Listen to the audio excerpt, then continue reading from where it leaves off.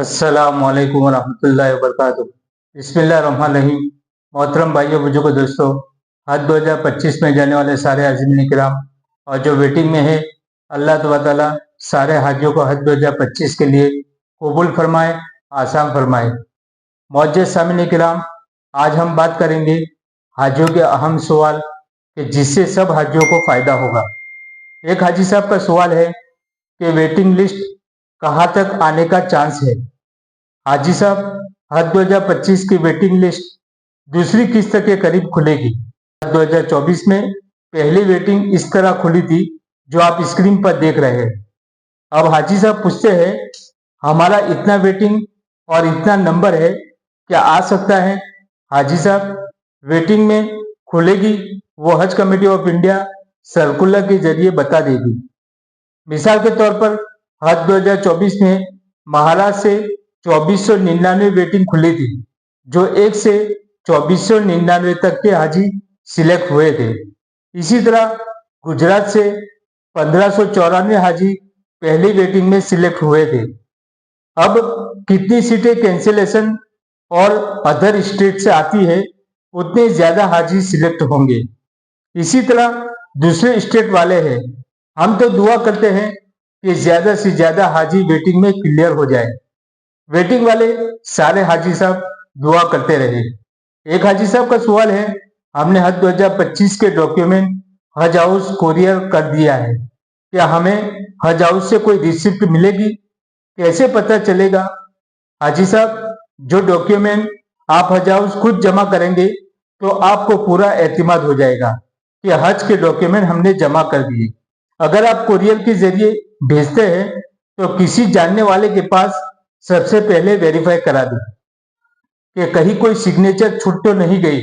उसके बाद हज हाउस का पता करके उस पता पर कोरियर करें, अपनी पूरी डिटेल लिख दे। अब आपको कोरियर से आपको बताएगा कि आपका डॉक्यूमेंट हज हाउस पहुंचा दिए, वहां से कोई रिसिप्ट वगैरह नहीं मिलेगी। एक हाजी साहब ने सवाल किया कि हज कमेटी हमें इस साल रियाल देगी? अगर नहीं देगी तो एक हाजी का कितना रियाल लेकर जाना होगा? हाजी साहब, हज कमेटी ऑफ इंडिया ने लॉकडाउन के बाद से रियाल देना बंद कर दिया है। अब हमें रियाल खुद खरीदना होगा। तीसरी किस्त के बाद हज committee state bank of India और मर्केंटाइल बैंक अलाउ करेगी, हम वहां से डॉक्यूमेंट देकर ले सकते हैं। अगर हाजी मक्का में खुद अपने हाथ से खाना बनाएगा तो अंदाज से एक हाजी का 2500 रियाल खर्च आएगा। उसमें कुर्बानी, खजूर, जियारत सारी चीजें आ गई। अगर होटल से खाना खाते हैं तो 3000 के करीब रियाल ले लें। एक हाजी साहब ने सवाल किया, कच्चा राशन हमें लेकर जाना होगा? हाजी साहब, हज कमेटी ऑफ इंडिया ने हज की गाइडलाइन में किचन का जिक्र किया है। मक्का में तो आपको किचन मिलेगा, मदीना में किचन नहीं मिलेगा। वहां खाना पकाने की इजाजत नहीं है। वहां होटल में बैठकर खा ले या पार्सल लेकर अपने रूम में खा सकते हैं। एक हाजी साहब ने सवाल किया कि मैं दिल्ली से हूँ, क्या हमारा फ्लाइट पहले फेज में आएगा या दूसरे फेज में? हमें बताए। हाजी साहब, ये हज कमेटी हर जिले वाइज डिसाइड करेगी।